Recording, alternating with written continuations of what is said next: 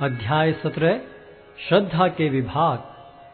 अर्जुन ने कहा, हे कृष्ण, जो लोग शास्त्र के नियमों का पालन न करके अपनी कल्पना के अनुसार पूजा करते हैं, उनकी स्थिति कौन सी है? वे सतोगुणी हैं, रजोगुणी हैं या तमोगुणी? भगवान ने कहा, देहधारी जीव द्वारा अर्जित गुणों के अनुसार उसकी श्रद्धा 3 प्रकार की हो सकती है, सतोगुणी, रजोगुणी अथवा तमोगुणी। अब इसके विषय में मुझसे सुनो। हे भरत पुत्र, विभिन्न गुणों के अंतर्गत अपने अपने अस्तित्व के अनुसार मनुष्य एक विशेष प्रकार की श्रद्धा विकसित करता है। अपने द्वारा अर्जित गुणों के अनुसार ही जीव को विशेष श्रद्धा से युक्त कहा जाता है। सतोगुणी व्यक्ति देवताओं को पूजते हैं, रजोगुणी यक्षों व राक्षसों की पूजा करते हैं और तमोगुणी व्यक्ति भूत प्रेतों को पूजते हैं। जो लोग दंभ तथा अहंकार से विभूत होकर शास्त्र विरुद्ध कठोर तपस्या और व्रत करते हैं, जो काम तथा आसक्ति द्वारा प्रेरित होते हैं, जो मूर्ख हैं तथा जो शरीर के भौतिक तत्वों को तथा शरीर के भीतर स्थित परमात्मा को कष्ट पहुंचाते हैं, वे असुर कहे जाते हैं। यहाँ तक कि प्रत्येक व्यक्ति जो भोजन पसंद करता है, वह भी प्रकृति के गुणों के अनुसार 3 प्रकार का होता है। यही बात यज्ञ, तपस्या तथा दान के लिए भी सत्य है। अब उनके भेदों के विषय में सुनो।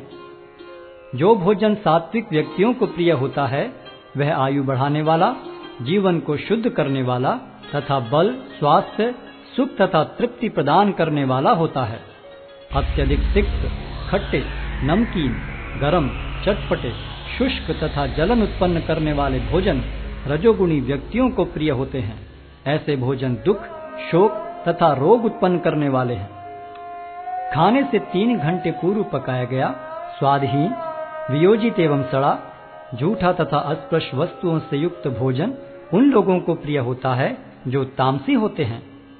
यज्ञों में वही यज्ञ सात्विक होता है जो शास्त्र के निर्देशानुसार कर्तव्य समझकर उन लोगों के द्वारा किया जाता है जो फल की इच्छा नहीं करते। लेकिन हे भरतश्रेष्ठ, जो यज्ञ किसी भौतिक लाभ के लिए या गर्ववश किया जाता है, उसे तुम राजसी जानो। जो यज्ञ शास्त्र के निर्देशों की अवहेलना करके, प्रसाद वितरण किए बिना, वैदिक मंत्रों का उच्चारण किए बिना, पुरोहितों को दक्षिणा दिए बिना तथा श्रद्धा के बिना संपन्न किया जाता है, वह तामसी माना जाता है। परमेश्वर, ब्राह्मणों, गुरु, माता पिता जैसे गुरुजनों की पूजा करना तथा पवित्रता, सरलता, ब्रह्मचर्य और अहिंसा ही शारीरिक तपस्या है। सच्चे, भाने वाले, हितकर तथा अन्यों को शुद्ध न करने वाले वाक्य बोलना और वैदिक साहित्य का नियमित पारायण करना, यही वाणी की तपस्या है।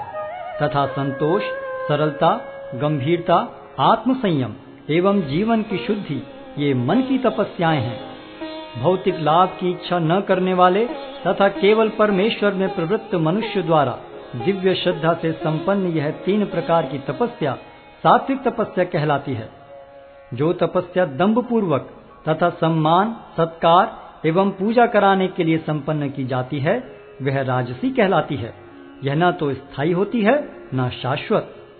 मूर्खतावश आत्मोत्पीड़न के लिए या अन्यों को विनष्ट करने या हानि पहुंचाने के लिए जो तपस्या की जाती है, वह तामसी कहलाती है।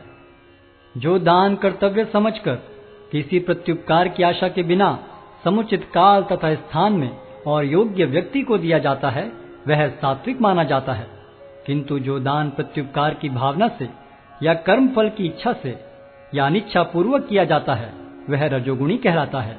तथा जो दान किसी अपवित्र स्थान में, अनुचित समय में, किसी अयोग्य व्यक्ति को या बिना समुचित ध्यान तथा आदर से दिया जाता है, वह तामसी कहलाता है। सृष्टि के आदिकाल से ओम तत्सत ये 3 शब्द पर ब्रह्म को सूचित करने के लिए प्रयुक्त किए जाते रहे हैं। ये तीनों सांकेतिक अभिव्यक्तियां ब्राह्मणों द्वारा वैदिक मंत्रों का उच्चारण करते समय तथा ब्रह्म को संतुष्ट करने के लिए यज्ञों के समय प्रयुक्त होती थीं। अतएव योगी जन ब्रह्म की प्राप्ति के लिए शास्त्रीय विधि के अनुसार यज्ञ, दान तथा तप की समस्त क्रियाओं का शुभारंभ सदैव ओम से करते हैं। मनुष्य को चाहिए कि कर्म फल की इच्छा किए बिना विविध प्रकार के यज्ञ, तप तथा दान को तत् शब्द कहकर संपन्न करे। ऐसी दिव्य क्रियाओं का उद्देश्य भव बंधन से मुक्त होना है।